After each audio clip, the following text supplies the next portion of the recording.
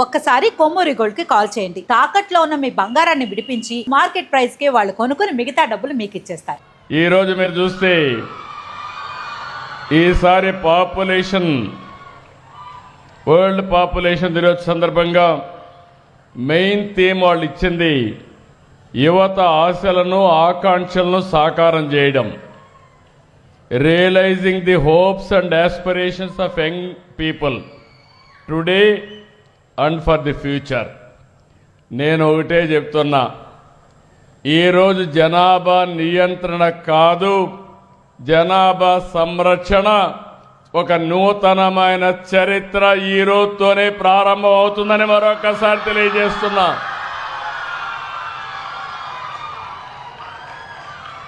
ఒకప్పుడు నేను కూడా జనాభా తగ్గించాలని ఆలోచించాను. నాకు చాలామంది చెప్పారు అప్పుడు జనాభా తగ్గించడం అంత సులభం కాదని. మేధావులందరూ చెప్పారు జనాభా తగ్గించడం కష్టం, ముందు ఫిమేల్ లిటరసీ రావాలి, పేదరికం పోవాలి, అప్పుడే జనాభా తగ్గుతుందని చెప్పారు. నేను ఆలోచించాను, ఇదొక విషియస్ సర్కిల్. ఇది ఒకవేళ అందరినీ ఆడపిల్లలందరినీ చదివించాలంటే 20-30 ఏళ్ళు పడుతుంది. పేదరికం పూర్తిగా తొలగించాలంటే 40-50 ఏళ్ళు పడుతుంది. అప్పటికి జనాభా పెరుగుతానే ఉంటుందని కొన్ని నిర్ణయాలు చేశాను. ఆ నిర్ణయాలు మీరు చూస్తే ఎవరైనా పోటీ చేయాలంటే 2 కంటే ఎక్కువ మంది పిల్లలుంటే పోటీకి అర్హత లేదని స్థానిక సంస్థల చట్టాన్ని తీసుకొచ్చాను.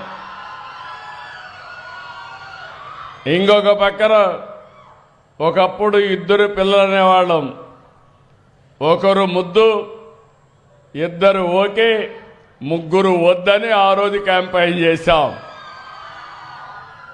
ఈరోజు నేనే మళ్ళా ముందుకు వచ్చాను, దూరదృష్టితో ఆలోచించాను.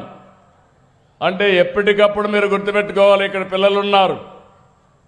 25 సంవత్సరాల కంటే ముందు ఐటీ, దీనివల్ల లాభం ఏంటని ఆలోచించాను. ఆ రోజు ఐటీ ఆలోచించి ఐటీని ప్రమోట్ చేశాను.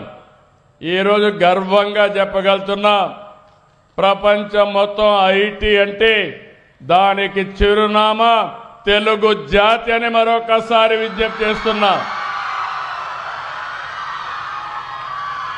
25 సంవత్సరాలు ప్రపంచంలో ఏ దేశానికి పోయినా తెలుగువాడు ఉంటాడు. ప్రపంచంలో ఏ దేశంలో చూసినా అత్యధిక ఆదాయం సంపాదించే జాతి తెలుగు జాతి అని మీ అందరికీ విజ్ఞప్తి చేస్తున్నా. ఇది జరిగింది 25 ఏళ్ళు. ఆ రోజు ఐటీ మాట్లాడా, ఈరోజు ఏఐ మాట్లాడుతున్నా. ఈరోజు ఇక్కడ ఆడపిల్లలు ఉన్నారు. ఒకప్పుడు తల్లిదండ్రులు ఆడపిల్లల్ని చదివించాలంటే చాలా కష్టపడేవాళ్ళు. ఆ రోజు అందరూ ఆలోచించేది ఆడపిల్లల్ని ఎంత తొందరగా పెళ్ళిళ్ళు చేసి అత్తవారింటికి పంపిస్తే బాధ్యత అయిపోతుంది అనుకునేవాళ్ళు. ఆ రోజు నేను ఆలోచించాను, మా ఆడబిడ్డల్ని చదివించాలి. మగ పిల్లలైనా ఆడపిల్లలైనా తల్లిదండ్రులకు ఒకటే. ఒక మాటలో చెప్పాలంటే, మీరు ఆడపిల్లల్ని బాగా చదివిస్తే తల్లిదండ్రులు బాగా చూసుకునేది కూడా మా ఆడబిడ్డలే అని చెప్పి ఆ రోజు చెప్పాం. నేను దాంతో ఆగలేదు. ఉద్యోగాల్లో, కాలేజీల్లో 33% రిజర్వేషన్లు పెట్టాను. చాలామంది అన్నారు మెరిట్లో సీట్లు వస్తాయి, 33 అంటే 50% క్రాస్ అవుతారు. మాదేంటంటే బ్యాక్లాగ్ చాలా ఉంది. ఇంతవరకు మగపిల్లలకే సీట్లు వచ్చాయి, అవి ఫిలప్ కావాలంటే కొంత సమయం పడుతుంది. ఆడపిల్లల్ని ప్రోత్సహిద్దామని ముందుకు పోయాను. ఈరోజు నేను గర్వపడుతున్నా. ఒకప్పుడు మీరు చూస్తే వరకట్నం ఉండేది, ఇప్పుడు ఎదురు కట్నం వచ్చింది. ఆడబిడ్డలకు డబ్బులు ఇచ్చి పెళ్లిళ్ళు చేసుకునే పరిస్థితికి వచ్చారు. నేను ఎక్కడ చూసినా అడుగుతున్నా, భార్యాభర్త ఇద్దరు ఐటీలో ఉంటారు, ఇద్దరు ఉంటే ఇద్దరిని పిలిపించి అడుగుతున్నా ఎవరి ఆదాయం ఎంత అని. 180% భార్యల ఆదాయమే ఎక్కువ ఉంది భర్త కంటే కూడా. మా ఇంట్లో కూడా నా ఆదాయం కంటే నా భార్య ఆదాయమే ఎక్కువ ఉంది. మా కొడుకు ఆదాయం కంటే మా కోడల ఆదాయమే ఎక్కువ ఉంది.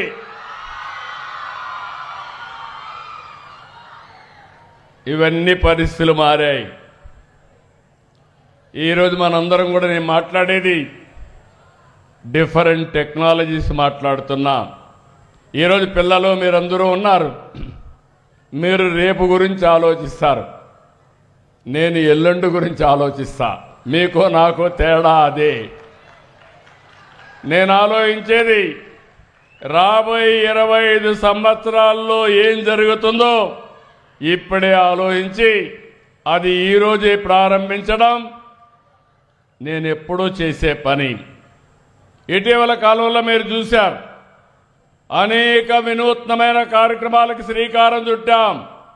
ఈరోజు మీ అందరికీ చెప్తున్నా, రాసి పెట్టుకోండి, అమరావతి ప్రపంచంలోనే ఒక బ్రహ్మాండమైన నగరంగా తయారవుతుంది.